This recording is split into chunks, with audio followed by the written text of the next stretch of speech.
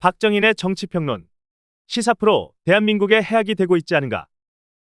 SBS는 현재 지상파 편성 전체를 통틀어 드라마가 한 편만 방송되고 있다. 금토 드라마 커넥션이다. 몇 년 전까지만 해도 일일 아침 드라마, 일일 저녁 드라마, 월화 드라마, 수목 드라마, 주말 드라마가 줄줄이 편성되던 것과는 대조적이다. 이유는 제작비 부족이다. 규제 때문에 지상파 방송은 자체 재원의 투자 같은 방식으로 제작비를 충당하지 못한다. 드라마 제작비는 로켓의 속도로 치솟는데 지상파 방송의 광고 수입은 따라가지 못하니 방법이 없다. 한 지인이 최근 방송된 32부작 KBS 드라마 고려거란 전쟁에 제작비가 350억 원 투입됐다고 입을 떡 벌렸다.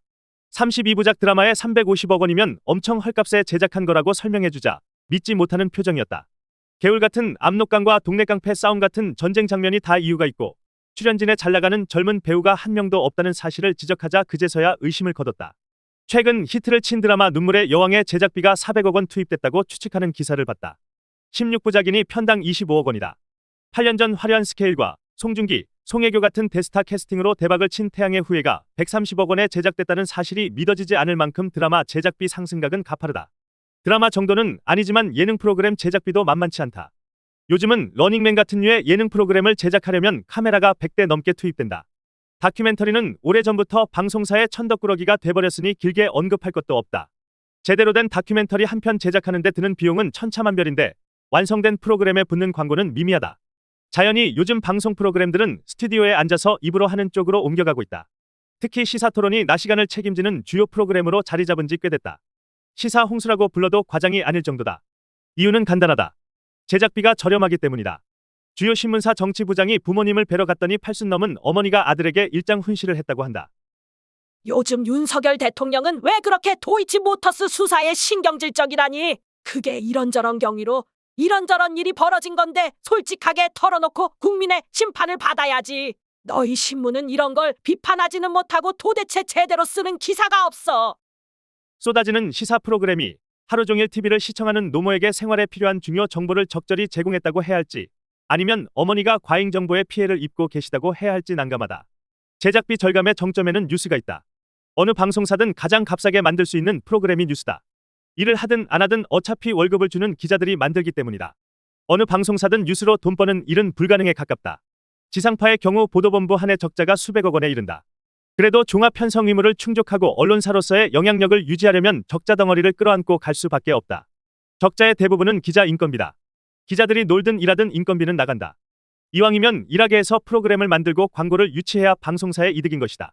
그래서 출발한 게 낮 시간 뉴스 시사 프로그램이다. 앵커도 기자, 스튜디오 출연자도 기자, 리포터도 기자, 진행 담당자도 기자다. 시사 프로그램 전담 작가들이 받는 보수는 드라마 작가들에 비해 0이 여러 개 빠진다. 시청률도 높지 않은 낮 시간의 낮은 제작비로 소소한 광고 수입을 올릴 수 있으니 나쁘지 않다. 그러다가 시사평론가라는 새 직업이 등장한다. 주로 변호사나 정치권 논객들이다. 출연진을 기자로 다 채우기는 벅차고 재미도 덜하니 이들을 부르기 시작했다. 한 번 출연에 20만 원 정도면 된다. 하루 5명을 불러도 100만 원, 일주일 5번 방송해봐야 500만 원이다. 하루에 몇 시간씩 편성을 책임지면서 뉴스 의무 편성 비율을 메워주고 광고도 파는데 출연료가 이 정도면 최강 가성비다. 방송사 입장에서 출연료 20만 원은 푼돈이지만 출연자 개인 입장은 다르다. 방송사마다 편성돼 있는 시사 프로그램 중에 하루 2군데 출연한다 치면 한 달 수입이 800만 원이다.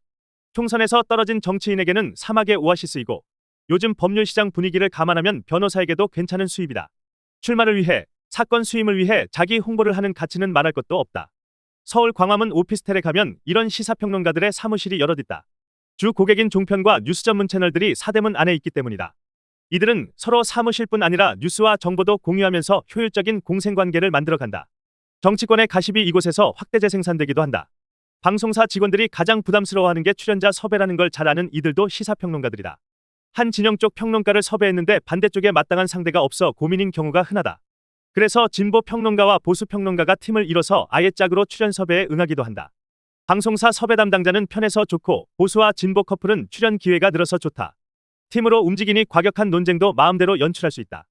무슨 소리를 해도 카메라가 꺼진 뒤 서로 웃을 수 있는 짝이라면 자극적인 공격이 어렵지 않다. 변호사는 자격증이 주는 신뢰감과 법률 지식에서 일단 방송적 합성을 평가받는다.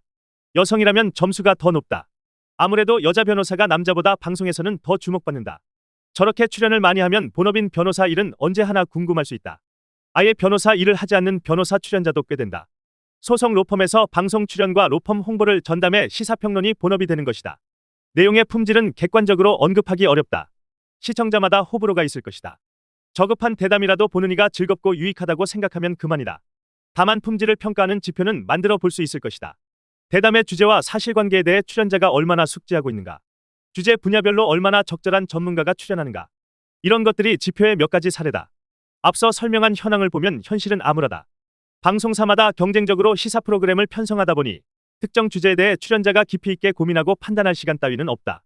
조간신문 기사와 통신사 속보, 그리고 다른 시사 프로그램에서 나온 말들을 버무려 오전을 때우고 다시 석간신문 기사와 본인이 오전에 한 말들을 정리해 오후를 때운다. 정치권 주변에서 챙긴 뒷 얘기를 제공할 수 있으면 그나마 다행이다. 출연자의 전문성도 마찬가지다. 시사평론가는 만능을 요구받는다. 정치, 경제, 사회, 국제, 문화, 모든 분야의 이슈에 대해 말할 수 있어야 한다. 주제를 가리지 않는 출연자 어뷰징은 도를 넘어도 한참 넘었다. 시사 프로그램에서 한자리에 계속 앉아 최상병 특검 공방과 한중일 정상회담 전망, 가수 김어중 구속, 그리고 해외 이상기후 현상까지 설명하는 출연자도 있다. 매 사안마다 일일이 전문가를 섭외하기란 쉽지 않다. 혼자서 다 얘기해주는 출연자가 있으면 안성맞춤이다. 사실 설명과 관점 피력을 각각 담당할 출연자를 구분하는가도 지표 가운데 하나다. 특정 사안에 대한 사실 설명은 취재한 기자가 하고, 이에 대한 관점은 각자 의견이 다른 평론가들이 하는 게 정석이다. 하지만 우리 시사 프로그램들은 출연한 평론가나 변호사에게 사실 보도와 관점 피력을 한꺼번에 맡기는 경우가 흔하다. 이게 왜 문제일까? 관점을 강조하기 위해 사실 자체를 왜곡할 수 있기 때문이다. 다음 세 가지 경우를 보자. 1. 대통령실은 최상병 특검법을 거부한다는 입장이다. 2. 윤 대통령은 참모들에게 최상병 특검법을 받는 것은 직무유기라고 말한 것으로 알려졌다. 3. 특검법 수용에 찬성하는 여론이 67%에 이르렀다. 기자가 객관적으로 사실을 보도한다면 1, 2, 3을 모두 포함시킬 것이다. 하지만 보수 쪽 평론가는 1과 2만 사실로 설명하고 3을 뺀 뒤 관점을 말하는 과정에서 왜 특검법 수용이 직무유기인지에 대해 강조하게 된다. 반면 진보 쪽 평론가는 1과 3만 설명하고 대통령실의 입장을 빼거나 축소해 특검법 관철이 필요하다는 입장을 강조할 수 있다.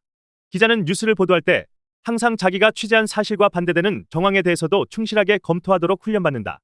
하지만 짧은 시간에 자신의 주장을 강력하게 내세워야 하는 평론가 입장에서는 일부 사실을 누락하는 유혹을 뿌리치기 어려울 수 있다.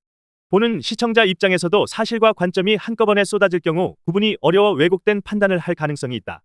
그래서 사실과 관점을 한 사람이 도맡는 것은 위험하다.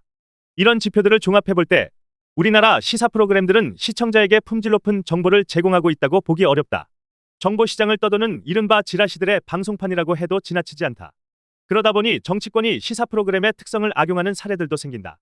이 방송 저 방송에서 똑같은 주장들이 하루 종일 반복 재생되는 현상에 기대어 특정 정파가 대중에게 퍼뜨리기 원하는 정보를 시사 프로그램에 흘리는 방식이다. 반대쪽에서는 아무리 사실이 아니라고 주장해도 그 정보는 사실이다, 사실이 아니다라는 공방이 하루에도 여러 차례 반복해 방송되면서 결국은 사실로 굳어지게 된다. 정치권이 자기 편 시사평론가들을 후원한다는 것도 정설이다. 특정 정당의 공천을 바라는 평론가는 자진 충성이 상식이다. 하지만 기자나 여론조사 업체 또는 정치 컨설팅 업체 출신 평론가는 다르다.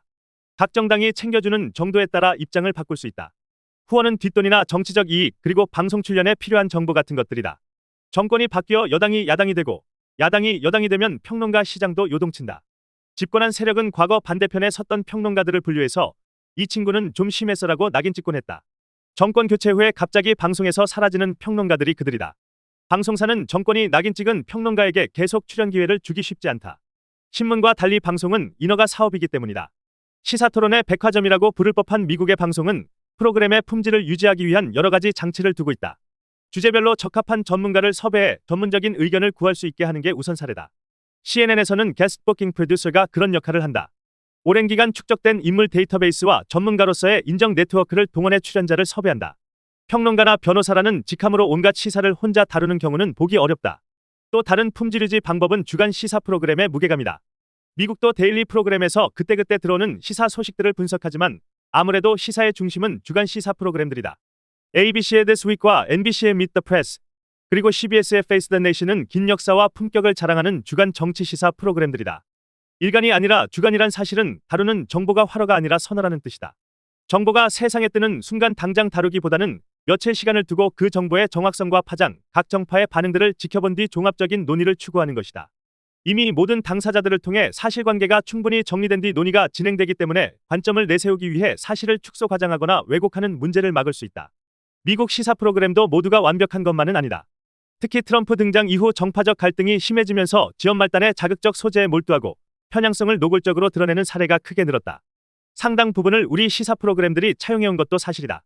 이와 관련해 ABC 뉴스 나이트라인을 26년간 진행한 원로 앵커 테드 코펠의 언급이 인상적이다. 지난 2017년 편향적이기로 유명한 폭스뉴스 시사 프로그램 진행자인 션 해니티에게 한 말이다.